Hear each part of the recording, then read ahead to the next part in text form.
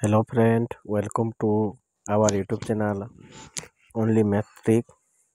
ତ ଫ୍ରେଣ୍ଡ ଆଜି ଆମେ ପଢ଼ିବା ତୁମ ହସ ଖୁସି ବହିର ପାଠ ନାମ ହେଲା ଚାଲ ଘର କରିବା। ଠିକ୍ ଅଛି ପିଲାମାନେ, ପାଠ ନମ୍ବର 3 ବାହାର କର ସମସ୍ତେ। ପାଠ ନାମ ଦେଖ ଚାଲ ଘର କରିବା। ଠିକ୍ ଅଛି ପିଲାମାନେ, ପାଠଟି ଆରମ୍ଭ କରିବା ପୂର୍ବରୁ ପ୍ରଥମେ ତୁମେମାନେ ଏହି ଚ୍ୟାନେଲକୁ ସବସ୍କ୍ରାଇବ୍ କର, କାହିଁକି ନା ଏହି ଚ୍ୟାନେଲ ମାଧ୍ୟମରେ ତୁମେ ଏମିତି ଅନେକ ଏଜୁକେସନ୍ ଭିଡ଼ିଓ ଦେଖିବାକୁ ପାଇବ। ତାହେଲେ ଚାଲ ଶୀଘ୍ର ଡେରି ନକରି ପାଠଟି ଆରମ୍ଭ କରିବା। ସମସ୍ତେ ଦେଖ, ବିପ୍ଳବ ଓ ପ୍ରହ୍ଲାଦ ଦୁଇ ସାଙ୍ଗ। ବିପ୍ଳବର ବଗିଚାରେ ଦୁହେଁ ବୁଲୁଥିଲେ। କିଛି ଲୋକ ଗୋଟିଏ ବଡ଼ ଗଛ ତଳେ ଠିଆ ହୋଇଥିବାର ସେମାନେ ଦେଖିଲେ। ସେମାନେ ସେ ଗଛରେ ଥିବା ପକ୍ଷୀମାନଙ୍କୁ ବହୁତ ଭଲ ପାଉଥିଲେ। ଦେଖ, ବିପ୍ଳବ ଓ ପ୍ରହ୍ଲାଦ ଦୁଇ ସାଙ୍ଗ ଥିଲେ। ସେମାନେ ଦୁଇ ଜଣ କେଉଁଠି ବୁଲୁଥିଲେ? ବିପ୍ଳବର ବଗିଚାରେ ଦୁଇ ଜଣ ବୁଲୁଥିଲେ ଓ କିଛି ଲୋକ ଗୋଟିଏ ବଡ଼ ଗଛ ତଳେ ଠିଆ ହେବାର ସେମାନେ ଦେଖିଲେ। ଆଉ ଯେଉଁ ଗଛ ତଳେ ଲୋକମାନେ ଠିଆ ହୋଇଥିଲେ, ସେ ଗଛର ଯେଉଁ ଚଢ଼େଇମାନେ ରହୁଥିଲେ, ସେ ଚଢ଼େଇକୁ ଏଇ ଦୁଇ ଜଣ ବହୁତ ଭଲ ପାଉଥିଲେ। ଦେଖ, ଏଇଟା ଗୋଟେ ବହୁତ ବଡ଼ ଗଛ ଅଛି। ଏ ଗଛ ତଳେ ଦେଖ ଅନେକ ଲୋକ ଏଇଟା ଠିଆ ହେଉଛନ୍ତି। ଏଇଟା ସେ ଦୁଇ ଜଣ ସାଙ୍ଗ ଦେଖ ବଗିଚାରେ ବୁଲୁଥିଲା ବେଳେ ଏମାନଙ୍କୁ ଦେଖିଲେ।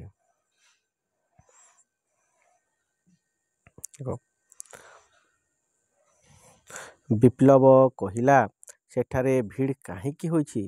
ବିପ୍ଳବ ଦେଖିଲା ଏବଂ କହିଲା, ସେଠାରେ କାହିଁକି ଭିଡ଼ ହୋଇଛି ବୋଲି କହିଲା। ପ୍ରହ୍ଲାଦ କହିଲା, ଚାଲ ସେଠାକୁ ଯାଇ ଦେଖିବା। ଦୁଇ ଜଣ କଥା ହେଲେ, ଚାଲ ସେମାନେ କାହିଁକି ଭିଡ଼ କରୁଛନ୍ତି ସେଇ ଗଛ ମୂଳରେ, ଚାଲ ଦେଖିକି ଆସିବା ବୋଲି ଦୁଇ ସାଙ୍ଗ କଥା ହେଲେ ଏବଂ ଦେଖିବା ପାଇଁ ଗଲେ। ଦୁହେଁ ସେଠାକୁ ଗଲେ। ଲୁଚି କରି ସେମାନଙ୍କର କଥା ଶୁଣିଲେ। କଥା ଶୁଣି ଦୁହେଁ ଡରିଗଲେ। ଆରେ, ଏମାନେ ତ ଆମ ଗଛକୁ କାଟିଦେବେ। ବର୍ଷା ଦିନ ଆସୁଛି, ପକ୍ଷୀମାନେ କରିବେ କ'ଣ? ଘର ଭାଙ୍ଗିଯିବ। ବିଚରାମାନେ ରହିବେ କେଉଁଠି? ଶୋଇବେ କେଉଁଠି? ଛୁଆ ପାଳିବେ କେମିତି? ସେଦିନ କଥା ହେଲେ, ଆରେ ଏମାନେ ତ ଏ ଗଛକୁ କାଟିଦେବା ପାଇଁ ଆସିଛନ୍ତି। ଏଠାରେ ଯେଉଁ ପକ୍ଷୀମାନେ ଅଛନ୍ତି ସେମାନେ କେମିତି ରହିବେ, କେମିତି ଶୋଇବେ ଏବଂ କେମିତି ଛୁଆ ପାଳିବେ ବୋଲି ସେ ଦୁଇ ଜଣ ବିଚାର କଲେ। କିଏ? ପ୍ରହ୍ଲାଦ ଓ ବିପ୍ଳବ, ସେ ଦୁଇ ସାଙ୍ଗ।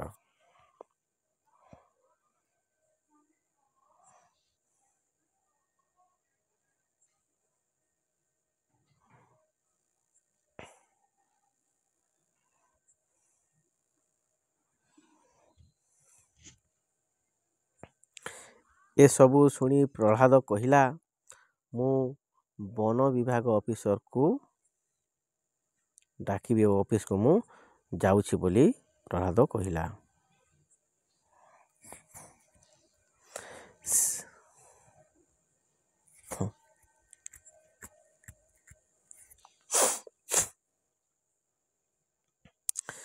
ଏସବୁ ଶୁଣି ପ୍ରହ୍ଲାଦ କହିଲା, ମୁଁ ବନ ବିଭାଗ ଅଫିସକୁ ଯାଉଛି। ସେଠି ଖବର ଦେବି।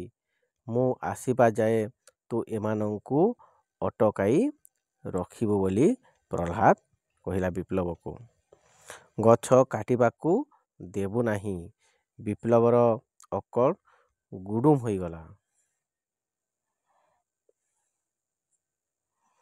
କରିବ କ'ଣ? ହଠାତ୍ ତାର ମାଙ୍କଡ଼ କଥା ମନେ ପଡ଼ିଲା। ମାଙ୍କଡ଼ ପାଖକୁ ଯାଇ ସବୁ କଥା କହିଲା। ଦୁହେଁ ସେଠାକୁ ଗଲେ। ଲୋକମାନେ ଗଛ କାଟିବାକୁ ସଜ ହେଉଥିଲେ।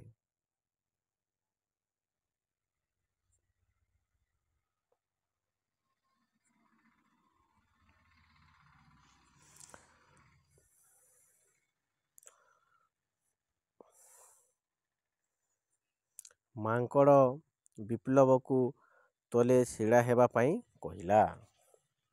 ସେ ଗଛ ଉଡ଼ା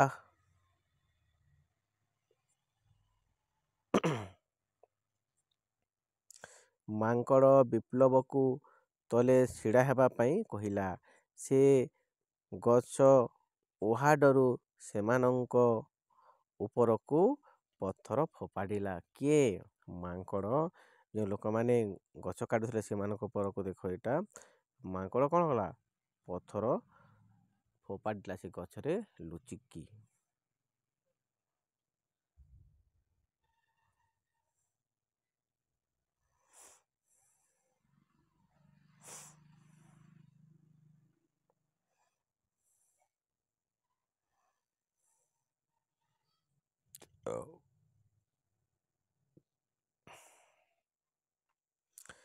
ଏପଟେ ପ୍ରହ୍ଲାଦ ବନ ବିଭାଗ ଅଫିସରେ ପହଞ୍ଚିଲା। ସବୁ କଥା କହିଲା ବନ ବିଭାଗର ଅଫିସରମାନଙ୍କୁ। ସଭିଏ ସଙ୍ଗେ ସଙ୍ଗେ ଆସିଲେ। ପଥର ମାଡ଼ ଖାଇ କେତେଜଣ ଘାଇଲା ହୋଇ ଯାଇଥିଲେ। ବନ ବିଭାଗର ଲୋକମାନଙ୍କୁ ଦେଖି ସେମାନେ ଦୌଡ଼ି ପଳାଇଲେ। ଆଉ କେତେଜଣ ଧରା ପଡ଼ିଲେ। ପ୍ରହ୍ଲାଦ ବିପ୍ଳବ ଓ ମାଙ୍କଡ଼ର କାମ ଯୋଗୁଁ ଗଛର କ୍ଷତି ହେଲା ନାହିଁ। ତ ପିଲାମାନେ ଦେଖ ଆମେ ଗଛରୁ ଅମ୍ଳଜାନ ପାଇଥାଉ ଏବଂ ଗଛ ଆମକୁ ଅନେକ ଫଳ ଦେଇଥାଏ, ଫୁଲ ଦେଇଥାଏ। ଆଉ ଗଛ ଥିଲେ କ'ଣ ହୋଇଥାଏ? ଗଛ ଥିଲେ ବର୍ଷା ବି ଠିକ୍ ଭାବରେ ହୋଇଥାଏ। ପ୍ରକୃତରେ ଗଛ ହିଁ ଆମର ବନ୍ଧୁ।